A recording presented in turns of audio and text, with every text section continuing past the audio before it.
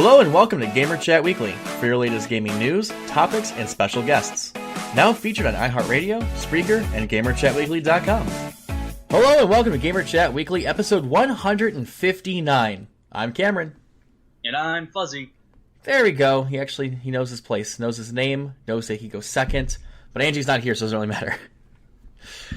All right, guys. Welcome to another episode, another week. We love your faces. Thank you guys for tuning in. We have a kind of a short episode today. I have a couple things to talk about, but the biggest being that today is Net Neutrality Day. Net Neutrality is all over the place. You probably have heard it in the news, on the radio. If you are a person that goes on YouTube, Twitch, or Google, or Amazon, something like that, you've probably seen warning signs, ads, or talk to your local FCC, whatever. Tons of stuff out there for net neutrality. Just want to talk about it really quick, bring some light to it, kind of discuss what it is, how it affects us as broadcasters, and affects you guys as listeners, and affects everyone else for whatever they do. So I just got done talking to Fuzzy here about what it actually does, because I think he was a little murky on what it is. Yeah, I was. Like I said, the girlfriend was explaining it to me, saying that it was kind of like a hold, kind of like the FCC on television, in a way.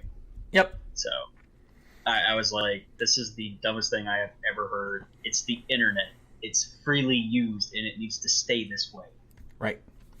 So for those of you that live in holes or rocks or just don't pay attention or listen, essentially net neutrality, if it gets repealed, which means taken away, net neutrality meaning the net is neutral and open to all and free to use for all, which is the way it should be. The way it would work, essentially, I mean, not guaranteed, but what companies would have the right to do or access to do is essentially turn the internet into like what cable is today. Fuzzy's girlfriend nailed on the head about, the cable being the comparison. If you think about it, cable, you have to buy packages. If you want certain TV stations, you have to buy certain packages. If you want HBO, Cinemax, Stars, you have to buy extra, things, add-ons to increase your cable TV viewership. If you want HD channels, or if you want to have the sports package, everything is basically in a package. So, if net neutrality gets repealed, the ISPs have the same right to do that to the internet that they do to cable.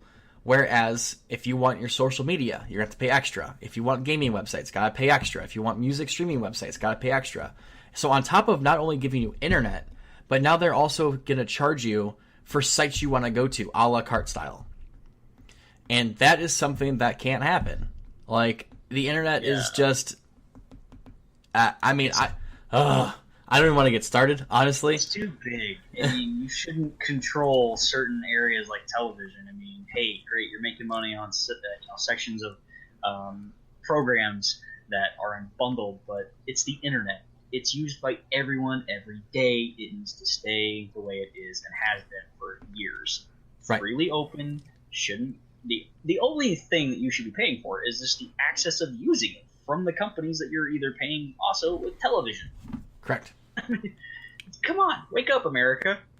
Wake up, America. So another thing that, a big thing that people come to me and talk about is, well, I don't live in America, so how does this affect me? Well, newsflash! A lot of websites you go to are based right here in good old America. So if that website is based in America, you're not going to have access to it anymore. So, you could say rip Twitch, rip Google, rip Amazon, any Twitter. Big Twitter, any big company or social media. It's all pretty much based here in the U.S. And if that gets affected, then you won't have access to it at all, because if you're not in America and you can't pay for it through the ISPs here, you're not going to be able to see it. That may be a false statement by me. I haven't looked too much into it, but that's essentially what can happen. So if you're not from the United States, this still could affect you in a way to where, one, companies in the U.S. can get screwed over, and two, on the flip side, other countries may try to control it because they realize that they can make money off of it, even though they're already making money hand over foot off of us anyways. So I don't quite understand why they want to do this. But regardless, that's just the usage part of it. This doesn't even touch what repealing net neutrality can do for your own privacy. Essentially, anyone that works at an ISP or ISPs, like any ISP, let's put it that way, not anyone at the ISP, but any ISP can buy and sell your information at will because it's technically theirs. anything at that point that you put on the internet or anything that's already on the internet is now owned by the ISPs, and they can do whatever they want with it. There is no more privacy. So that's another huge factor. And I'm not going to get too much into detail about that, but that's what that is. Net neutrality is bad. If you would like to voice if you'd like to voice your concern about net neutrality and talk to your local FCC peoples and whatnots, there will be a link posted below. It also can affect this podcast. You may not be able to access podcasts via iHeartRadio or Spreaker or iTunes, wherever you're hearing this from, which can hurt us and hurt you because you're not getting information. And that's the point of the internet. It's a series of tubes to get information from one person to many. So, and it'll hurt us because we need you to listen. Yes. And we love you. Yes, we need you to listen to our crazy antics and our lives and what we do. And well, we enjoy. I didn't say we need. I didn't mean to say we need. We enjoy you listening. We need you to listen. We need you to listen secretly. So that's that. That's all I want to talk about. Fuzzy, any other comments, fears, questions, concerns? I said fears because fears. Fear. I will. This head goes through. My only fear is everything we worked so hard to get to in life will now be for nothing. So just don't do it. Please don't do it, government. Don't do it.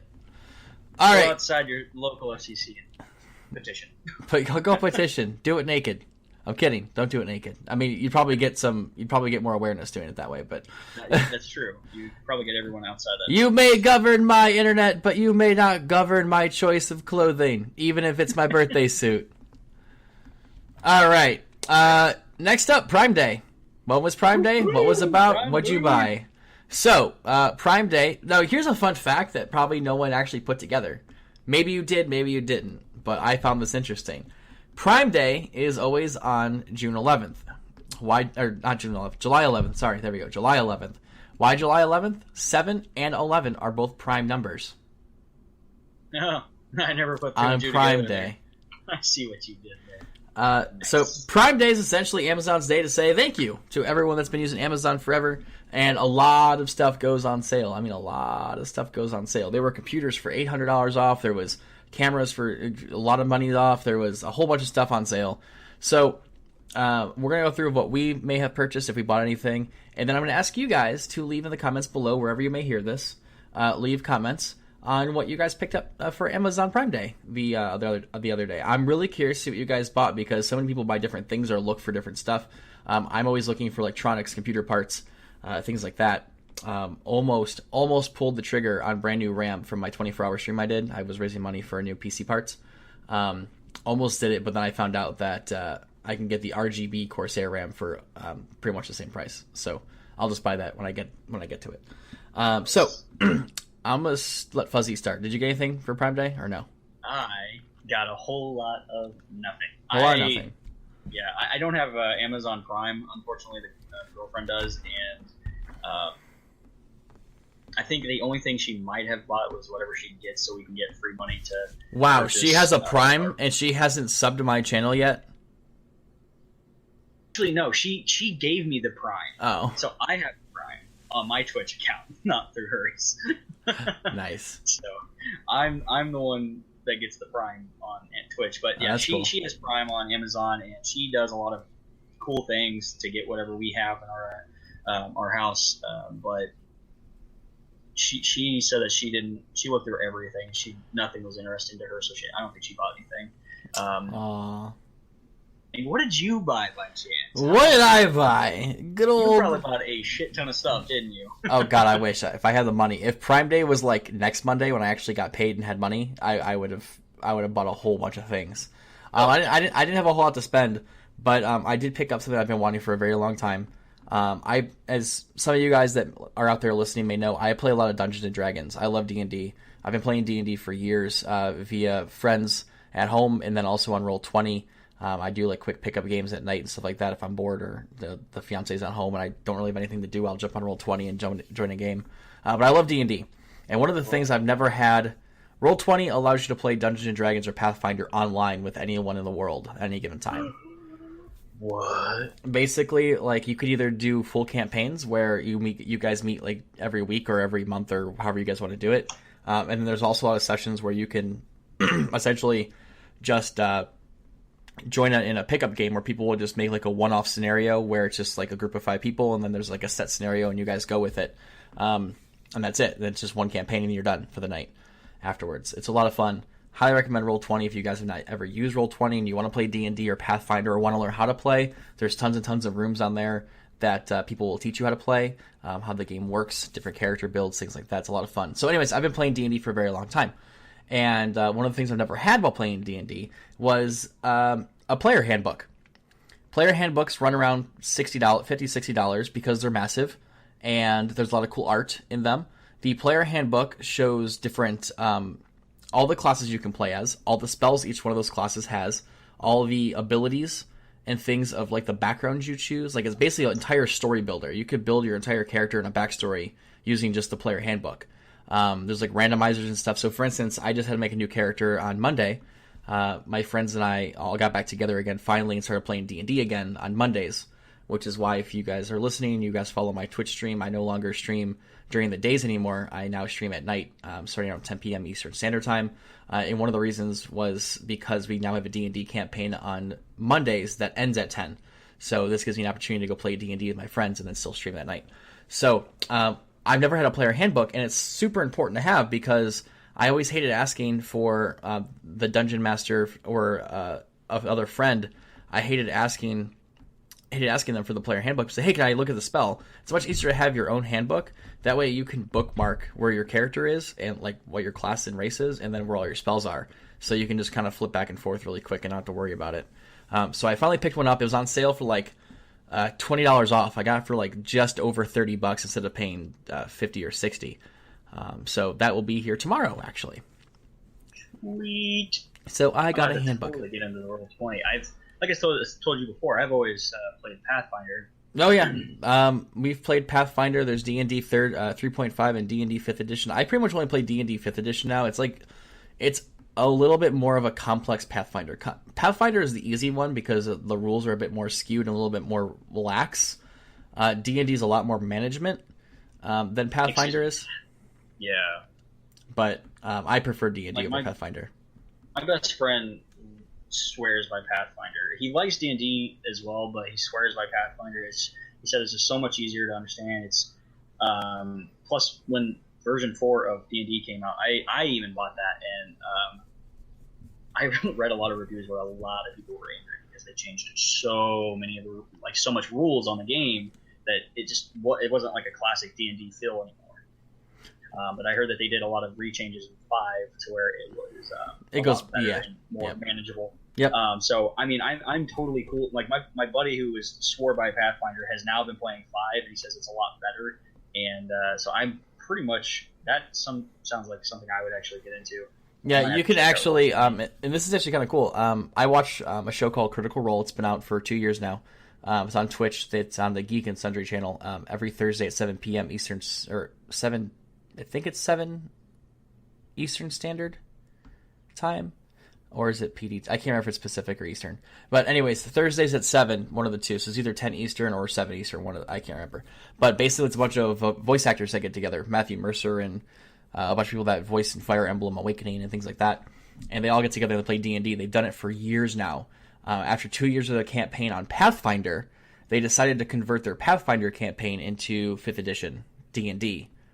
And to do so, nice. There's no gunslinger class in D&D 5th edition, but there's in Pathfinder. So they actually had to kind of homebrew their own rules to get their one of their participants who's a gunslinger into D&D 5th editions. But it's really easy now to go from Pathfinder to D&D and just kind of like make up stuff as you go. You can like bring in your own classes and stuff. It makes it pretty easy to understand what's still going on without having like a rule set there for you.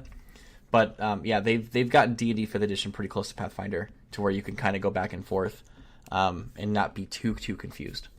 So that's cool. So check out Roll20. I'll actually put a link down below for Roll20, and also I'll put a link to the Geek and Sundry channel for Critical Role if you guys are interested.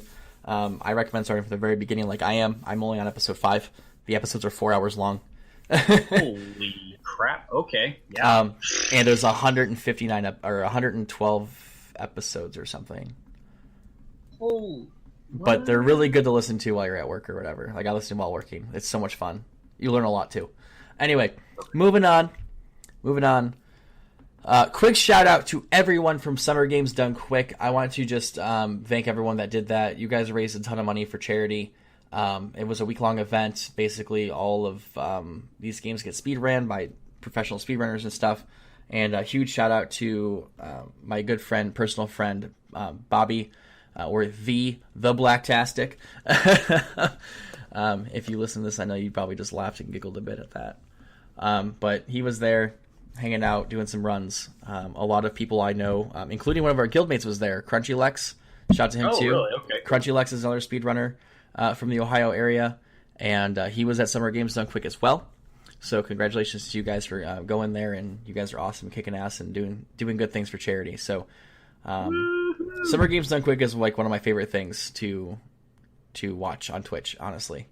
Whenever SGDQ comes on, or ADGQ, which is Awesome Games Done Quick, both those events, they're always on my Twitch pretty much the entire day that I'm up watching. So so far, my favorite games I watch ran are Mega Man 9 and Earthbound. I don't know why Earthbound is so fun to watch, but it is. So I think Mega Man would be pretty cool to watch. I need to watch this stuff. Watching my buddy Bobby play Mega Man is crazy.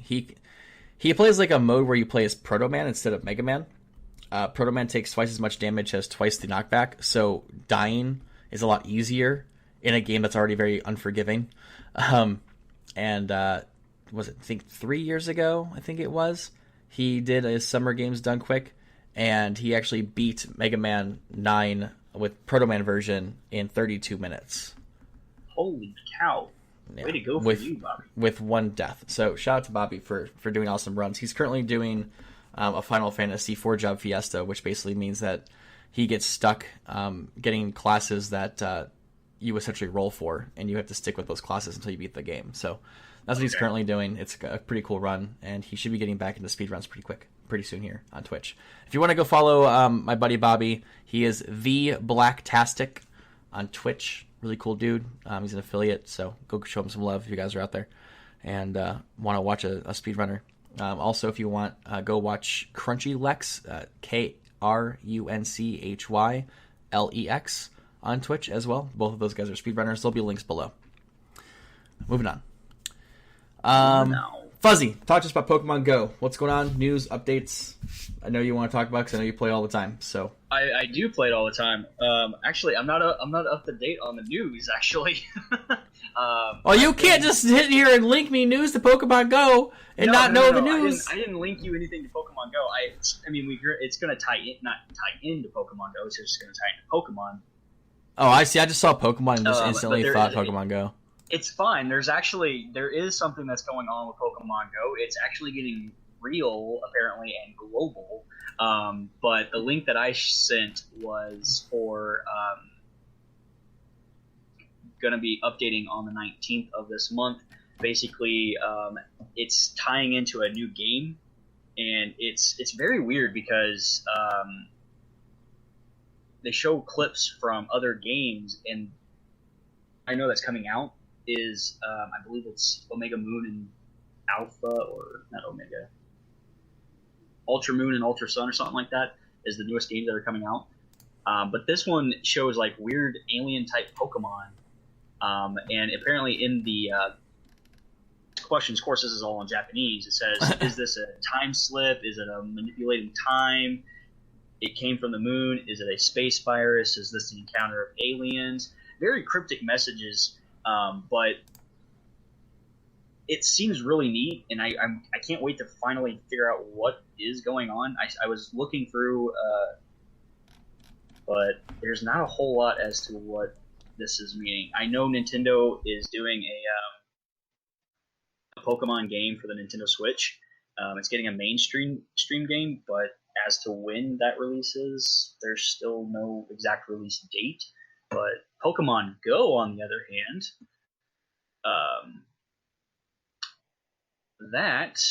let's see here, that's getting real and global.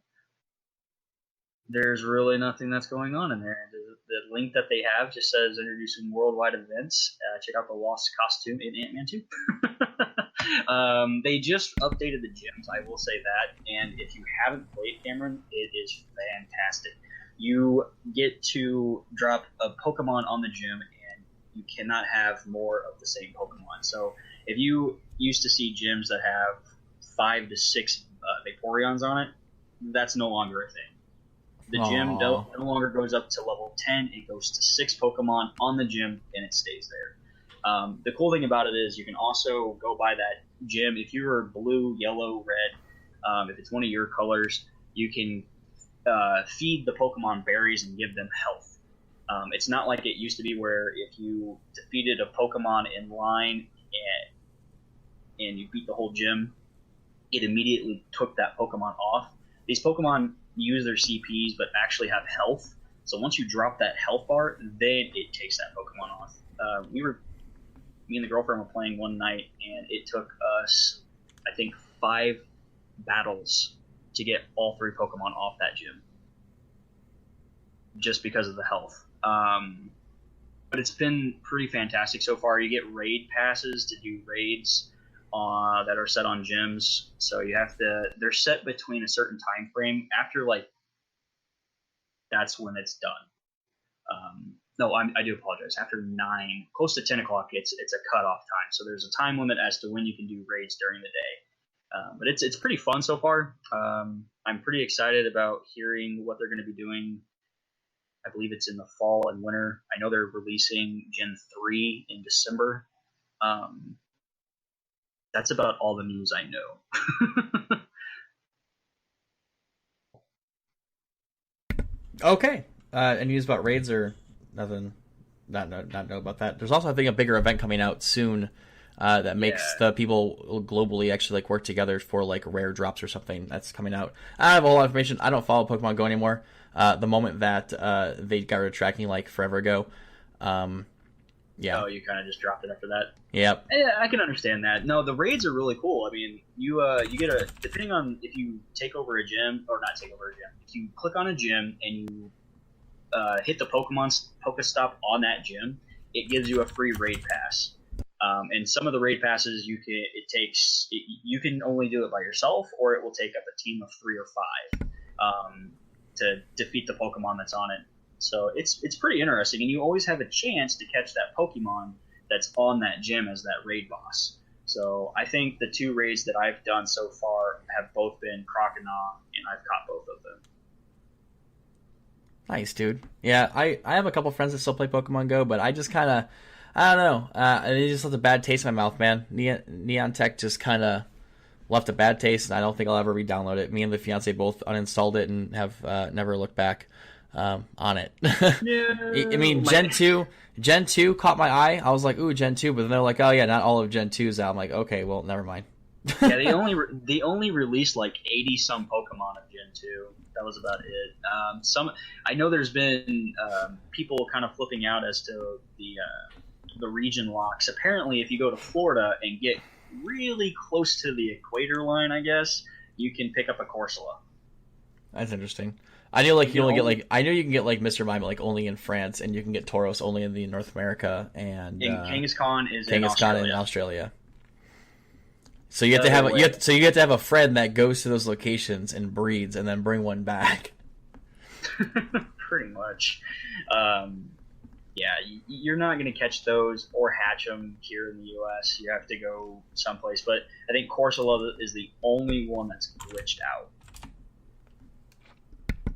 Which I would expect Corsola to be a Australian thing, but it's a South America Pokemon, so... That's cool. I'm excited about this Pokemon teaser trailer. We'll see something on the 19th. That is full fact. Woo! What other upcoming releases do we got? Upcoming releases, game-wise, let's go down the list. I have a list. Kind of a weird list, but I have a list. All right, PS4, the biggest notable ones coming out soon. On July 18th, we have Orcs Must Die Unchained. And there's a couple other smaller ones. There's, Frisky Business on July 13th. Fallen Legion, Sins of an Empire on July 18th. Yonder, the Cloud Catcher, Chronicles, July 18th, and then 8-Bit Armies on July 18th. Now, did you say Sins of an Empire or Sins of a Solar Empire? Sins of an Empire. That's it. Okay, my bad. It was a game I played. Yeah, it was a game I played once before, and I was like, oh, cool, it's coming to console. Never mind. So those are PS4 games for July. Xbox One has, let's see here, 8-Bit Armies as well, but the biggest one is going to be Gigantic, July 20th. If you haven't looked at that yet, go watch some trailers. It looks like a pretty cool game. I will be covering that when it comes out. Moon Hunters and something called Serial Cleaner, which has a 71 Metascore. But big note, big game release coming up here shortly. Splatoon 2 on the Switch, July 21st. Get excited for it. It's gonna be amazing. And the game that Facebook and Twitter, my Facebook and Twitter timeline have been going crazy over, on PC, July 13th, which is like, what, tomorrow? We have Dream Daddy, a dad dating simulator. Basically, you get to go around, you get to go date dads, dream dads. Every dad has a typical dad stereotype of kind of dad, and you get to romance them and stuff. So that's a game coming out tomorrow. A lot of people have been talking about it. I think someone I follow on Twitch had a hand in developing it, or lending some part of their talents towards it. So a lot of people have been talking about it. Pretty interested. I may pick it up just for shits and gigs, just to laugh at myself. Who knows? Maybe I'll find myself a sugar daddy. That's a little creepy. I'm not gonna lie. Whatever. It's cool. It's cool. And last but not least, let's talk Spider-Man Homecoming. Oh my god, yes. I know Fuzzy saw it. We're not going to have any spoilers on the episode, so you don't have to worry about pausing or skipping to the end or worrying about spoilers. No spoilers here. I just want us to kind of just talk about how we felt about it. So Fuzzy, go ahead. How did you feel about Spider-Man Homecoming? I gave it a 10 out of 10. I think it was by far the best out of what did we make so far. Out of the 6 films, this one was by far the best. I could not have been happier. I walked out of that theater and my girlfriend was like, I don't understand what's going on. And I had like an hour and a half talk as to what was going on and how I felt everything was going. And she's like, okay, that makes sense. So, I mean, like I said, 10 out of 10. It's going to be great when we get to see Spider-Man in Infinity War. More Marvel. I give it a 9 out of 10. I don't really think anything's perfect. I don't really give things 10 out of 10 very often. Very few things that have come out of me have been 10 out of 10. What I like most about it, no origin story. You don't see the spider bite him. You don't see Uncle Ben passing. Nothing. Uncle Ben's not even really mentioned except for I think once in the entire thing. The minus 1 point though. You want to know where that minus 1 point comes from? Without an Uncle Ben in a Spider-Man movie telling Peter that with great power comes great responsibility, and then he has to reflect on that at the last boss fight, and in every other Spider-Man movie. And because that element is not in this movie, I couldn't even tell it's a Spider-Man movie. Had no idea. Just thought it was some dude that just spun web. Who knows? But I know I really enjoyed it. I think that Tobey Maguire was a great Peter Parker, but a terrible Spider-Man. I think Andrew Garfield was a great Spider-Man, but a terrible Peter Parker. I think Tom Holland kills both roles. I think he's amazing as both. Or would you say ultimate? He's the ultimate Spider-Man. Oh, yes. I didn't understand what you were meaning by that until I watched the movie. Oh, my joke? Okay, so I made this joke on Facebook for those for those that are curious about this little backstory. When I got done watching Spider-Man the day it came out, because I saw it on opening day, I had posted a status. I was like, Spider-Man Homecoming's amazing, or should I say ultimate, because it follows the Ultimate Spider-Man storyline. And that was my joke of the day, and my pun of the day. And I was shown the door many times because people thought I was stupid. But I enjoyed my own joke. I got a giggle out of it. I thought it was clever because I didn't understand what you're talking about until I watched the movie, and I was like, oh, all right, yep. Okay, that's the Ultimate Spider-Man suit. Got ya. Yeah. As soon as that happened, I was like, it's gonna go in a good way. the other things I really liked about the movie, I liked all of the actors. I liked the nod to Mary Jane. I liked the fact that Iron Man is not in it as much as I thought he was going to be in it, True. which was great. And I also liked the very, very, very, very final end credit scene at the very, very end of the credits. That was the best part of the entire thing. So if you wanna get through it and you guys want to see the end credit scene, just be very patient. It takes a little while to get there. Long credit scene, so just patience is key, and you'll enjoy the very last. It wraps up. I think it wraps up the story in the MCU universe stuff really well. Yeah. Yep. Definitely does. So with that being said, guys, if you have anything to talk about for Spider-Man, if you guys liked it, didn't like it, leave some comments down below, and let's have a discussion going. And maybe we'll read some stuff on the next episode of Gamer Chat Weekly. Yeah, let's do it. Until then, I'm Cameron. And I'm Fuzzy. And we had a great time, and we will see you guys next week. Love you. Bye, guys. Later. Thank you for tuning in to Gamer Chat Weekly. For current and past episodes, make sure to visit GamerChatWeekly.com. Stop by next week for more news and gamer shenanigans. See you then.